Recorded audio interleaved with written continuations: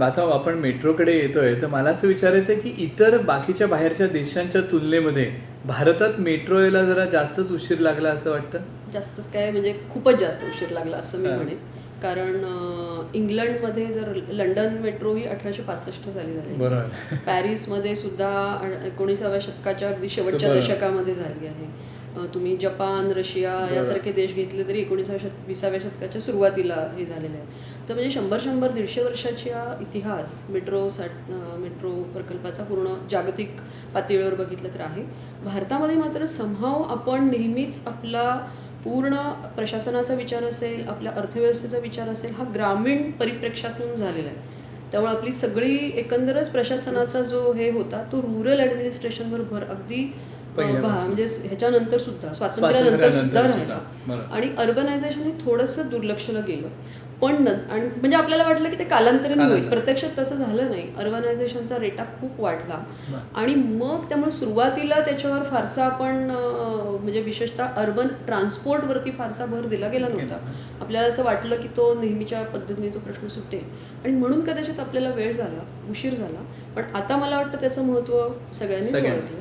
आणि नुसतंच मेट्रो नाही पण ओव्हरऑल एक अर्बन ट्रान्सपोर्टचं होलिस्टिक प्लॅनिंग ह्याच्यावर आता पुष्कळ जाणीव वाढलेली आहे. आणि मग मोबिलिटी प्लॅन्स तयार करणे, त्याप्रमाणे मग मेट्रो असेल किंवा लाईट रेल असेल किंवा चांगली बस सिस्टीम ह्याच्यावरती आता भर द्यायला लागला.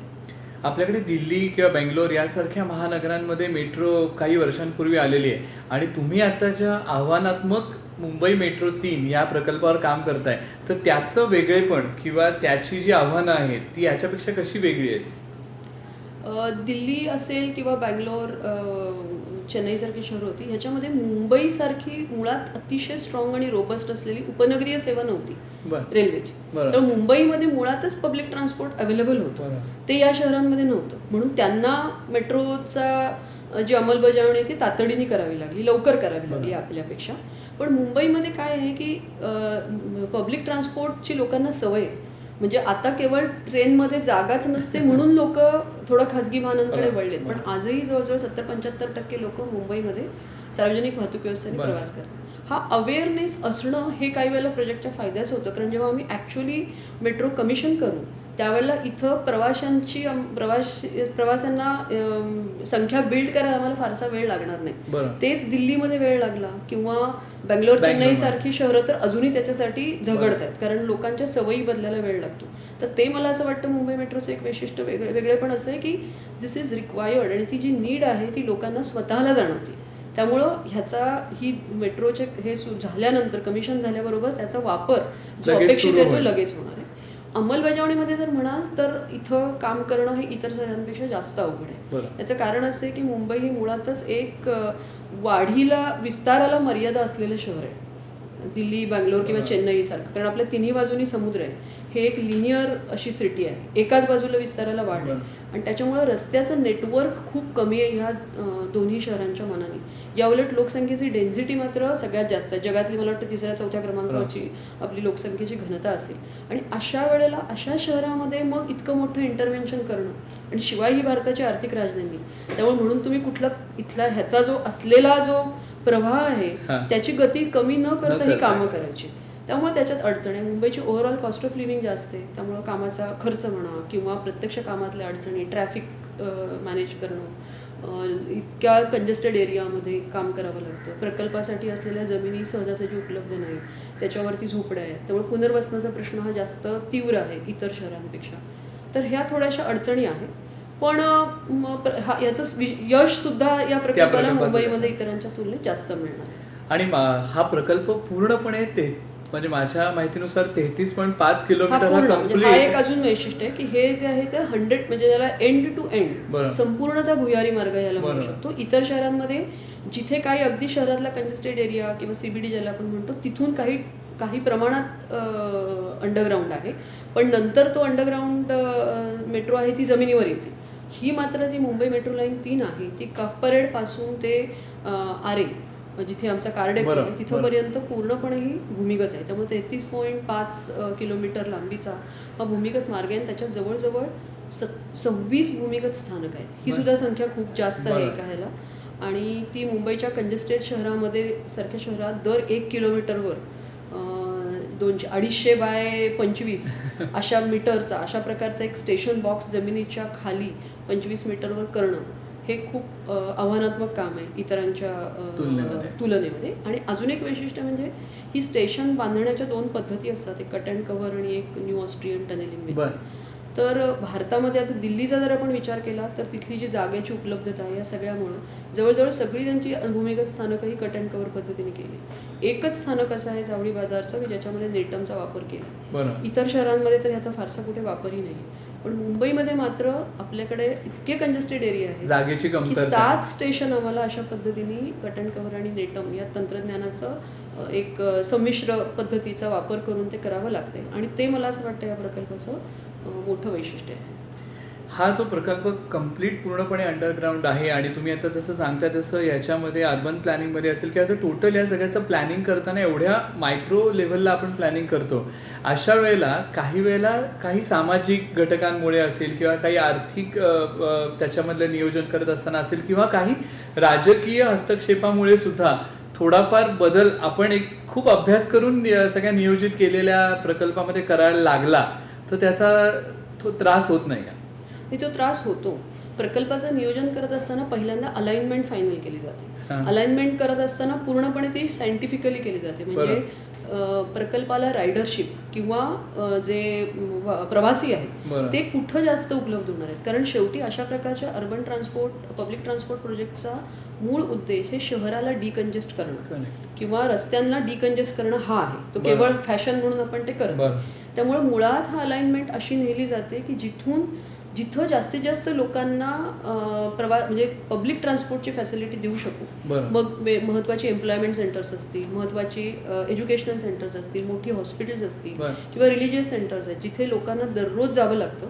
पण ते जाताना त्यांनी खाजगी वाहनं वापरण्यापेक्षा किंवा टॅक्सी वगैरे वापरण्यापेक्षा त्यांनी सार्वजनिक वाहतूक व्यवस्था वापरली पाहिजे हा उद्देश आहे. जेणेकरून प्रदूषण कमी होईल, डिकंजेशन होईल. त्यामुळं अलाइनमेंट ठरवताना ती खूप सायंटिफिकलीच केली जाते. पण त्यावेळेला असं होतं की प्रत्येक वेळेला प्रकल्पाला प्रत्यक्ष काम करण्यासाठी जी इनेबलिंग सिच्युएशन आहे ती इथे असेलच असं नाही. मग जेव्हा त्याचा सुरुवातीला DPR जर आपण म्हणतो त्याच्यामध्ये अलाइनमेंट निश्चित होते. पण नंतर प्रत्यक्ष जेव्हा मी ग्राउंडवर काम करायला लागतो त्यावेळेला काही वेळेला अडचणी येतात की अलाइनमेंट स्टेशन तर दाखवले तिथे परंतु त्यासाठी जागा नाही आहे. ते स्टेशन तिथं असणं आवश्यक आहे. मग अशा वेळेला काय करायचं? तर ह्याच्यामध्ये मग खूप थोडेफार बदल हे होऊ शकतात. पण अंडरग्राऊंड मेट्रोमध्ये हे बदल करायची स्कोप खूप कमी असतो. कारण तुम्ही टनेलची जी हे आहे त्याचा जो मार्ग आहे तो इतक्या सहजासहजी बदलू शकत नाही. त्यामुळे या प्रकल्पात सुद्धा अनेक वेळेला काही वेळेला ही अलाइनमेंट अशी बदला, स्टेशनचं ठिकाण बदला असे प्रेशर्स आम्हाला खूप आले किंवा प्रत्येकाची आपापली एक धारणा होती आणि ते सहज शक्य असं वाटत होतं. पण ते आम्हाला जवळजवळ सगळे मोडून काढावे लागले कारण ते शक्य होत नाही अंडरग्राऊंड प्रकल्प. त्यामुळे हे थोडीशी डायकॉटॉमी असते मूळ प्लॅनिंग आणि नंतरच्या लोकांच्या ॲस्पिरेशन्स. पण मला असं वाटतं मग लोकांना ते शास्त्रशुद्ध पद्धतीने कन्व्हिन्स करण्याचा भाग असतो की हे याच्यामध्ये शक्य नाही. कारण गिरगाव काळबादेवीमध्ये आमची घरं जातात म्हणून तिथनं अलाइनमेंट बाजूला न्या अशा सुरुवातीला खूप मागण्या झाल्या. मग आम्हाला शेवटी त्यांना हे पटवून द्यावं लागलं आणि त्यांचे सुद्धा अडचणी विचारात घेऊन तिथला रिडेव्हलपमेंटचा प्लॅन बनवावा लागला. मी असं म्हणजे ऐकलं होतं आणि बातम्यांमध्ये असं येत होतं की हा मेट्रो प्रकल्प जेव्हा काम सुरू झालं तर त्याचं जे कारशेड होणारे आरेच्या जागेमध्ये तर तिथे काही झाडं कापली जातात म्हणून पर्यावरणवादी काही संस्थांनी किंवा काही लोकांनी याच्यावरती स्टे आणला होता किंवा आक्षेप घेतला होता. तर या सगळ्या ह्याच्याकडे तुम्ही काय दृष्टीने तो हाताळलात प्रश्न? त्याच्यावर अजूनही पर्यावरणवाद्यांचे आक्षेप आहेत. परंतु आम्ही त्याला जेव्हा त्यांनी आक्षेप नोंदवले त्यावेळेला हा विषय शासनाकडे घेऊन गेलो. शासनाने पुन्हा अजून एक कमिटी अपॉइंट केली. त्यांनी परत इतर पर्यायांचा अभ्यास केला. तो खरं तर ते पर्याय निगेट करूनच हा पर्याय निवडला होता.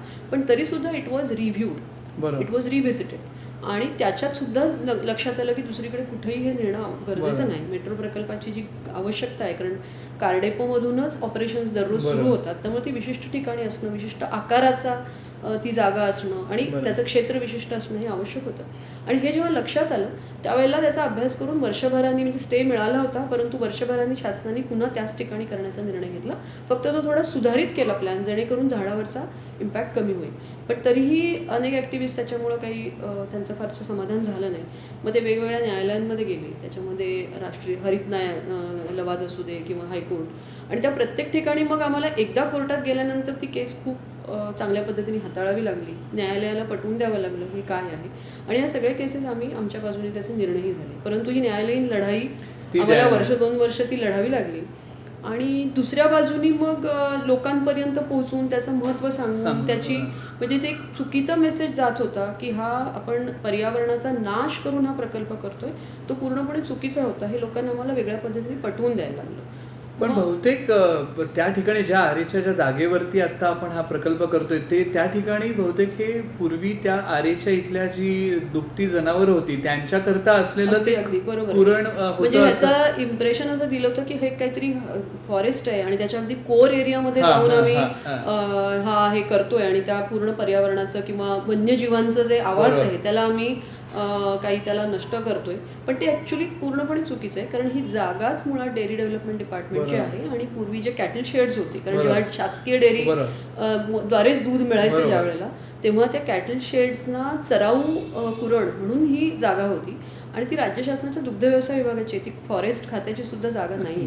फक्त मुंबईची वातावरण किंवा इकोसिस्टमच अशी आहे की इथे झाडं वाढतात. आज मुंबई शहरात सुद्धा जवळजवळ 27-28 लाख झाडं आहेत. आणि त्या आरेमध्ये तर ती फर्टाईल लँड आहे. आणि आपलं आपण ज्या ट्रॉपिकल ह्याच्यामध्ये येतो तिथे या झाडांची वाढ होते. आणि त्यामुळे ती झाडं वाढलेली आहेत, परंतु ते जंगल नाही. आणि ट्री प्रोटेक्शन ऍक्ट नावाचा कायदा आहे ज्याच्यामध्ये ट्री ऑथॉरिटीची परवानगी घेऊन आपण झाडं तोडू शकतो. ट्री ऑथॉरिटीच्या सल्ल्यानुसार काही झाडांचं पुनर्रोपण करावं लागतं, ज्याला ट्रान्सप्लांटेशन म्हणतो. आणि तरीही जर काही झाडं तोडावी लागली तर त्याच्यात 3 पटीने जास्त झाडं लावायला लागतात. तर आता आम्ही तर तिथे 10 पटीने जास्त झाडं ऑलरेडी लावलेली आहेत. फक्त ह्याचा एन्व्हायरमेंटलिस्ट कुठेही उल्लेख करत नाही किंवा चुकीच्या पद्धतीने त्यांनी सतत तो विषय मांडला. पण आता मला वाटतं आम्ही वेगळ्या पद्धतीने तो लोकांपर्यंत नेलेला. कदाचित हल्ली सोशल मीडिया स्ट्रॉंग असल्यामुळे असेल कदाचित की ही पर्यावरणवादी संस्था हा पर्यावरणाचा विचार न करता त्यांच्या संस्थेला जास्त प्रसिद्धी मिळावी म्हणून करत असू शकतं. कारण आता मी काही त्याच्यावर असं काही हेतवारोप करणार नाही. पण जितका मोठा प्रकल्प तेवढं त्याच्याशी तुमचं असोसिएशन असेल तर निश्चितपणे तुमचं नाव होतं, ही वस्तुस्थिती आहे.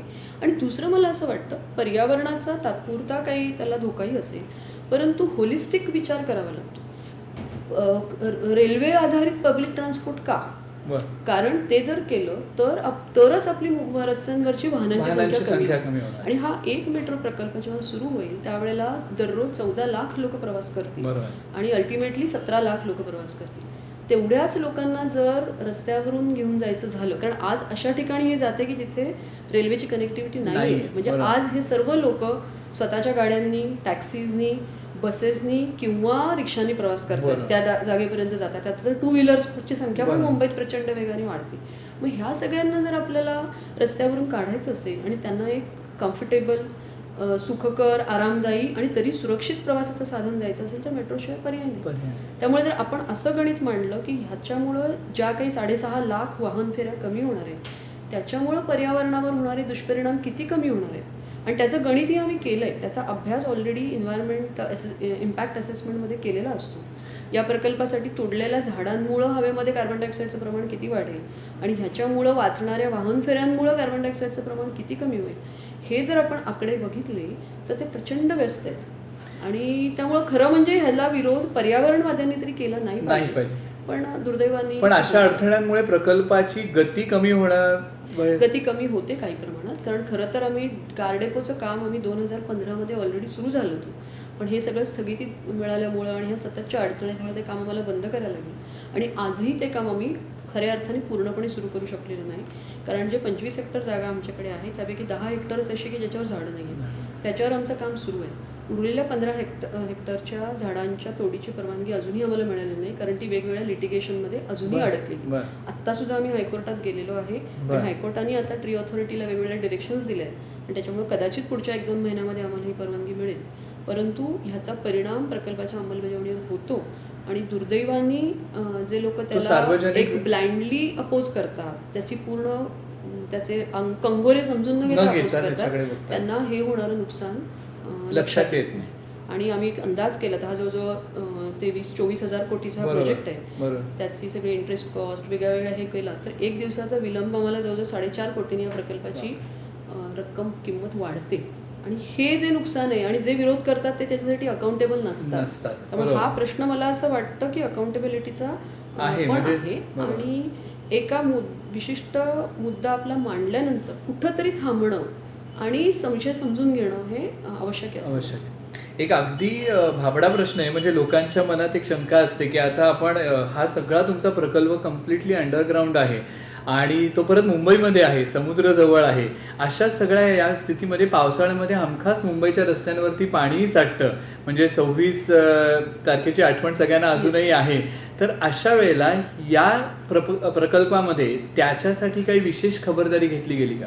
निश्चितपणे घेतली गेली आहे. कारण जे आम्ही बिल्डिंग कोड फॉलो करतो त्या सगळ्यामध्ये पुरापासूनचं संरक्षण हा मुद्दा त्यातला फार महत्त्वाचा असतो.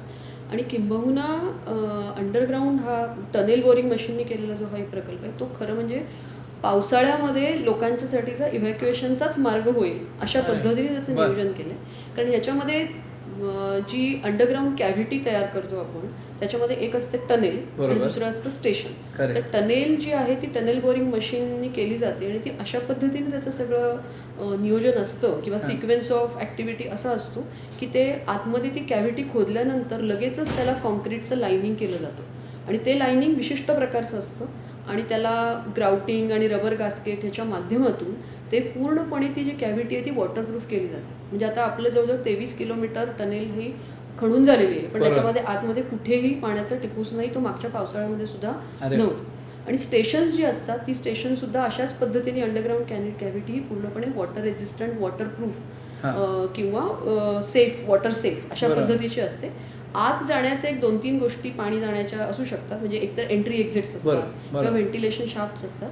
तर एंट्री एक्झिटची जी एंट्री लेव्हल असते ती आपण ग्राउंड लेव्हल ही मागच्या 100 वर्षाचा फ्लडचा डाटा आणि आता आपल्याकडे 26 जुलैचा पण डाटा अवेलेबल आहे, तर त्याच्या सुद्धा वर ठेवली जाते जेणेकरून त्या भागामध्ये जास्तीत जास्त पाणी तिथं किती साठलं आहे ते विचारात घेऊन त्याच्या वर ती ठेवली जाते. तसा बिल्डिंग कोडमध्ये सुद्धा तशी प्रोव्हिजन असते. आणि शिवाय व्हेंटिलेशन शाफ्टमधनं जर काही पाणी आत गेलं तर त्याचा निचरा करण्याची पूर्णपणे त्यात आत ग्रेडियंट, संप वेल्स असणं, पंपिंगची सिस्टीम हे सगळं केलेलं असतं. त्यामुळं पावसाळ्यामध्ये या प्रकल्पामुळं कोणताही धोका संभवू शकत. या प्रकल्पाचं एक वैशिष्ट्य म्हणजे मला असं जाणवलं की ह्याचा जर आराखडा बघितला तर दक्षिण मुंबईपासून उत्तर मुंबई ह्याला पूर्णपणे याला जोडली जाते आणि ही जोडली जात असताना महत्त्वाची ठिकाणं आपण स्टेशन म्हणून आपल्याला दिसत आहेत की अगदी चर्चगेट असेल किंवा CST असेल किंवा सिद्धिविनायकाचं मंदिर असेल, तर ही ठरवून केलेली कनेक्टिव्हिटी आहे का जागेच्या उपलब्धतेनुसार ते कनेक्शन्स करत गेला? नाही, सगळ्यात पहिल्यांदा ठरवून केलेली कनेक्टिव्हिटी, जिथं आता कुठले भाग मुंबईचे अशा प्रकारच्या रेल्वे सिस्टीमनी जोडले गेले नाही ते मुळात आयडेंटिफाय केले गेले. त्यामुळे अलाइनमेंट ह्याची ठरवताना तो सायंटिफिकली अभ्यास केला जातो. कुठं जर आपण स्टेशन केलं तर रस्त्यावरची गर्दी कमी आणि मग दुसरा जो मुद्दा तुम्ही मांडलात की तिथे तशी जागा आहे का आणि नसेल तर मग ती कशी उपलब्ध करून द्यायची ह्याचा हे त्याच्यानंतर येतो. आणि काही वेळेला मग जागेची उपलब्धता हा सुद्धा एक घटक बनू शकतो. पण जसं उदाहरणार्थ आपल्याकडे CST स्टेशन आणि चर्चगेट स्टेशन, पण त्याच्याही पुढे पर्यंत 5-7 किलोमीटरचा अतिशय हेवी बिझनेस डिस्ट्रिक्ट आहे, त्याला आपल्याकडे रेल्वे कनेक्टिव्हिटी नाही आणि केवळ रस्त्यावरून गेल्याने तिथे सगळीकडे ट्रॅफिकचा केओटिक सिच्युएशन. तर हे मुद्दे विचारात घेतले जातात. मेट्रो तर खरं हवी आहे, पण त्याची ती वाहतुकीची कटकट आणि हे सगळा त्रास नको अशी जी मुंबईकरांची एक मानसिकता झाली आहे. तर या प्रकल्पाचं नियोजन करताना त्याचा काही विचार केला गेला आहे का? त्याचा खूप केला गेला, कारण मुंबईकरांना कमीत कमी त्रास व्हावा हा त्याचा उद्देश होता. कारण या प्रकल्पाचं जेस्टेशन पिरियड खूप आहे आणि बहुतेक सगळी आमची स्टेशन रस्त्यांच्या खाली आहेत. त्यामुळं ज्या ज्या ठिकाणी स्टेशन येतं त्या दर 1 किलोमीटरवर वाहतुकीची कोंडी अटळ होती. म्हणून मग ह्याचं आम्ही खूप आधीपासून प्लॅनिंग केलं आणि पर्यायी मार्ग आहेत का आणि त्या रस्त्यावर काही प्रमाणामध्ये अर्ध्या भागात आपण वाहतूक चालू ठेवू शकतो का याचा अभ्यास केला. आणि मुद्दाम इतर शहरांमध्ये कुठेही करायला लागलं नाही ते आम्हाला या प्रकल्पात करायला लागलं, ते म्हणजे ट्रॅफिक डेक्स तयार करायला लागले. कारण आम्हाला स्टेशन तर रस्त्याच्या खाली बांधायचे पण ट्रॅफिक न थांबवता बांधायचं, कारण रस्ता बंद करता येत नाही, मुंबईत पर्यायी मार्ग नाही आहेत. म्हणून मग त्या सगळ्या रस्त्यांवरती किमान ट्रॅफिकच्या 2 किंवा 3 लेन्स मिळाव्या, ज्या आम्हाला ट्रॅफिक पोलिसांनी सांगितल्या होत्या. तसेच स्टीलचे किंवा कॉन्क्रीटचे वेगळे डेस्क तयार करण्यात आले. तो आमच्या प्रकल्पाचा एक खर्चातला आयटम होता, परंतु तो मुद्दाम केला गेला आणि ते डेस्क झाल्यामुळे आता वाहतूक सुरळीत चालू आहे. आणि एवढं आम्ही बघितलं की मुंबईमध्ये ऑपरेशनल विड्थ जी असते ती कमी असते, कारण रस्त्याच्या दोन्ही बाजूला अनेक वेळा अवैध पार्किंग होतं, कशाही गाड्या लावलेल्या असतात. परंतु जिथं आमची स्टेशन्स जिथे आम्ही ट्रॅफिक डेस्क केले तिथे मात्र या सगळ्या गोष्टी काढायला आम्हाला ट्रॅफिक पोलिसांची पण खूप मदत झाली. जवळजवळ 1500-1600 ट्रॅफिक मार्शल्स आम्ही ॲडिशनली या प्रकल्पासाठी दिली, ज्यांच्याकडून ट्रॅफिक मॅनेजमेंट चांगली होते. आणि आता तर अनुभव असा आहे की ज्या ठिकाणी मेट्रो 3चं काम चालू आहे तिथे उलट ट्रॅफिक जास्त सुरळीत चालतं आणि लोकांची मानसिकता आहे. पण जिथे जिथे मला लोकांशी बोलण्याची संधी या प्रकल्पामुळे मिळते त्यांना मी तेच सांगते की आजही मुंबईमध्ये दररोज 1000 गाड्यांचं नव्याने रजिस्ट्रेशन होतं. त्यातली 50% वाहनं जरी रस्त्यावर आली तरी मेट्रोची कामं चालू असोत किंवा नसोत, वाहतूक कोंडी ही अटळ आहे. आणि मेट्रो ही वाहतूक कोंडी कायमस्वरूपी दूर करण्याचा एकमेव मार्ग आहे. त्यामुळे सध्या आपल्याला काही प्रमाणामध्ये गैरसोय झाली तरी आपल्या उज्ज्वल भवितव्यासाठी आणि पुढच्या पिढीच्या विशेषतः त्यांना उत्तम वाहतुकीचा पर्याय मिळवण्यासाठी मेट्रो आवश्यक आहे. त्याचा आता खूप मला लोकांचं सहकार्य मिळतं. खरं तर पुरुषांची मक्तेदारी समजल्या जाणाऱ्या अशा प्रशासकीय सेवेतल्या या ह्याच्यामध्ये तुम्ही काम करताय, तर एखाद्या महिला अधिकाऱ्याकडनं आपल्याला एखाद्या आदेशाचं पालन करायला लागतं किंवा त्यांच्या हाताखाली काम करायला लागतं, तर त्याच्याकडे तुमच्या बाकी सहकाऱ्यांचा बघण्याचा दृष्टिकोन कसा असतो? मला असं वाटतं ह्या क्षेत्रात जरी महिलांची संख्या कमी असली, कारण याच्यात खूप फील्डवरचं काम आहे आणि काही वेळेला ते महिलांसाठी अडचणीचं ठरतं, पण तरीसुद्धा मला स्वतःला याच्यामध्ये असा जेंडर इनइक्वालिटीचा अनुभव आलेला नाही. कदाचित माझ्या पोझिशनमुळे असेल, कदाचित मॅनेजमेंट लेवलला मी जास्त राहते आणि प्रत्यक्ष फील्डवर नाही म्हणून असेल, पण उलट एक जेंडर न्यूट्रल अशा प्रकारचं एन्व्हायरमेंट याच्यामध्ये आहे. आणि असा काही कुठे प्रश्न नाही आला की म्हणजे वरिष्ठ अधिकारी महिला आणि आपल्याला त्यांच्याकडून आदेश घ्यावे लागतात. दुसरं मला असं वाटतं महिला अधिकाऱ्यांची किंवा कुठल्या अधिकाऱ्याची काम करण्याच्या पद्धतीवरही ते अवलंबून राहतं. जर तुम्ही एक टीम म्हणून काम करत असाल आणि जेंडर इश्यूला जर तुम्हीच फारसं महत्त्व नाही दिलं तर मला असं वाटतं इथे जे लोक कनेक्ट होतात ते व्यक्ती म्हणून कनेक्ट होतात आणि मग त्याचा फायदा दोघांना पण होतो. आणि ते गेली आता 10-1 वर्ष मी अर्बन इन्फ्रास्ट्रक्चरमध्ये आहे आणि महिलांची संख्या त्यात 100% कमी आहे. काही विशिष्ट जसे आर्किटेक्ट्स आहेत किंवा प्लॅनर्स आहेत त्याच्यामध्ये महिला आहे, पण प्रत्यक्ष फील्डवरच्या इंजिनियर्समध्ये महिलांची संख्या कमी आहे. पण तरी मला स्वतःला मात्र असा जेंडर इनइक्वालिटीचा अनुभव आला नाही. आणि आता आमच्या ऑफिसमध्ये आम्ही उलट जितक्या महिला अधिकारी आहेत अगदी इंजिनियर्स पण आहेत त्यांना जास्तीत जास्त तरी फील्डवर काम करावं याच्यासाठी एनकरेजसुद्धा करतो. कारण संख्या वाढेल तसा हा विषय तर आपोआपच कमी होईल, पण सध्या मी पर्सनली असं अनुभवलेलं नाही. उलट एक विचारांची देवाणघेवाण जी होते त्यातून मला असं वाटतं पुरुष अधिकारी असतील किंवा माझ्यासारखे महिला अधिकारी असतील यांच्यामध्ये त्यांचं स्वतःचं पण थोडंसं एक उन्नयन होतं, ज्ञान वाढतं किंवा इतर प्रकल्पाचे पर्स्पेक्टिव्ह समजतं. आपण मगाशी बोललो तसं की एखादा पर्यावरणाचा प्रश्न असेल, वाहतुकीची कोंडी असेल, अशासारख्या अनेक अडचणींना तोंड देत ह्या प्रकल्पात आपण पुढे जात असतो. अशा वेळेला कधीतरी मनात असं आपण हे सगळं नियोजन करत असताना कुठेतरी कमी तर पडत नाही ना, असा मनामध्ये कधी विचार येतो का? येतो ना. आणि कित्येक वेळेला काही वेळेला असं होतं की विशेषतः या प्रकल्पात सुरुवातीला तर अडचणींचा डोंगरच होता. म्हणजे प्रकल्प in a way was non starter आणि हे होणार आहे की नाही, हे एक एक प्रश्न कसे दूर होणार, हे अडचण म्हणजे ही शंका मनामध्ये राहते. काही वेळेला फ्रस्ट्रेशनचे मोमेंट्स पण असतात. पण यापूर्वी मी अनेक प्रकल्प केलेले आहेत, आमच्या टीमनी केलेले आहेत आणि त्याच्यातही अशाच अडचणी होत्या. त्या वेळेला ते अशक्य वाटणारे प्रकल्प म्हणजे ईस्टर्न फ्रीवे सारखा प्रकल्प असेल किंवा 6 एलिव्हेटेड रोड आहे, मोनोरेलची फेज 1 आहे, मेट्रो लाईन 1 आहे किंवा कितीतरी मिलन आरोबी आहे, कितीतरी फ्लायओव्हर्स आंबेडकर रोडवरचे होते, या सगळ्यात तेवढ्याच अडचणी होत्या. पण त्या वेळेला त्या अडचणींवर मात करून त्यातनं पुढे मार्ग निघाला. त्यामुळे धडका दिला की ते बंद असलेला दरवाजा उघडतो हे कुठेतरी माहिती असतं, म्हणून ओव्हरऑल कॉन्फिडन्स असतो. पण तरीसुद्धा काही वेळेला एकाच वेळेला इतक्या अडचणी सगळ्या फ्रंटवर येतात की there are moments of frustration and depression also आणि ते तुम्हाला निभवून न्यावे लागतात. पण अशा वेळेला जेव्हा ताण येतो किंवा जेव्हा स्ट्रेस जाणवतो त्यावेळेला त्याचं नियोजन तुम्ही कसं करता? तर there are certain stress busters. एकतर family becomes your first stress buster. जर घरामध्ये तसं वातावरण असेल तर त्याची अडचण कमी होते. आमच्या ऑफिसमधली इकोसिस्टीम आणि जे सगळे एन्व्हायरमेंट आहे वरिष्ठ अधिकाऱ्यांमध्ये ते सुद्धा असं आहे की आता जर एखादी अडचण असेल तर एकमेकांमध्ये चर्चा करून त्याला कसं आता आपण कमी करायचं, म्हणजे हे डिस्कशन आणि त्याच्यावरचा संवाद बरोबर. हा पण एक महत्त्वाचा हे होतो. आणि मग वेगवेगळ्या मार्गाने त्याला बघितलं जातं, दुसरे मार्ग अवलंबून बघूया, काय ऑप्शन्स आहेत, तर ह्याच्यातून पण एक हे होतं. आणि शिवाय वैयक्तिक पातळीवरती मग मला वाचनाची खूप आवड आहे. त्यामुळं वाचायला वेळ मिळतो? हो, मिळतो. वेळ काढायचा म्हटलं तर सगळ्याला मिळतो. बऱ्याच वेळेला गाडीतला वेळ मी त्यासाठी वापरते, कारण आता ई बुक्स मोठ्या प्रमाणावर प्रवासाला जावं लागलं त्यासाठी वापरते. शिवाय चांगले चित्रपट बघणे, किंवा आता नेटफ्लिक्स असेल, किंवा हे जे इतर वेब सिरीज असतील, किंवा चांगल्या डॉक्युमेंटरीज, या सगळ्याची पहिल्यापासूनच आवड आवड आहे. असते. त्यामुळं पण ते जर असं- थोडंसं कप्पे मनाचे वेगळे वेगळे हे करून ठेवले तर मला असं वाटतं स्ट्रेस बस. पण असा ताण असताना पटकन तो म्हणजे रिलॅक्स होण्याकरता एखादं पुस्तक निवडायचं झालं तर कुठल्या साहित्यिक तुम्हाला जास्त आवडतं? असं आता एकच नाव सांगणं मला फार अवघड आहे. पण खूप म्हणजे जुनी आता वाचन ह्यापूर्वी पण मराठीचं पण बरं. पुष्कळ झालेलं आहे आणि इंग्रजी बरं. साहित्यही पुष्कळ झालं. त्यामुळे साहित्यही असतं, आणि अनेकदा जुनी हिंदी गाणी सुद्धा मला स्ट्रेस बरं. बस्टर ठरवू शकतात, किंवा नॉन फिक्शन सुद्धा बरंच वाचते. बरं. त्यामुळे कुठलंही पुस्तक असेल, कुठलंही वाचायला हे असेल तर ते आवडतं. मी असं ऐकलंय की तुम्हाला चित्रही काढायला खूप आवडतात आणि तुम्ही मनापासून त्याच्यामध्ये रमता. नाही, आवडतात, पण आता मी आउट ऑफ प्रॅक्टिस आहे, कारण मी लहानपणी काढत होते आणि आता जर कधी मिळालं तर काढते. पण आता मला सध्या वेळही नाही आहे. पण ते एक आवडीचा विषय आहे. सुदैवाने आता माझी मुलगी उत्तम चित्र काढते, बरं. त्याच्यामुळे तिची चित्र बघणं हा सुद्धा मला एक म्हणजे वा. तो आनंदाचा विषय असतो. तर पण अदरवाईज जेव्हा कधीतरी वेळ मिळेल तेव्हा मात्र मी ती आवड परस्यू करेन. अनेक आव्हानांना तोंड देत किंवा अनेक समस्या सोडवत हा मेट्रोचा मार्ग पुढे जातोय. तर सगळ्या मुंबईकरांच्या मनामध्ये एकच प्रश्न आहे की तो तुम्हाला विचारतो की या मेट्रोमध्ये आम्हाला कधी बसायला मिळणार?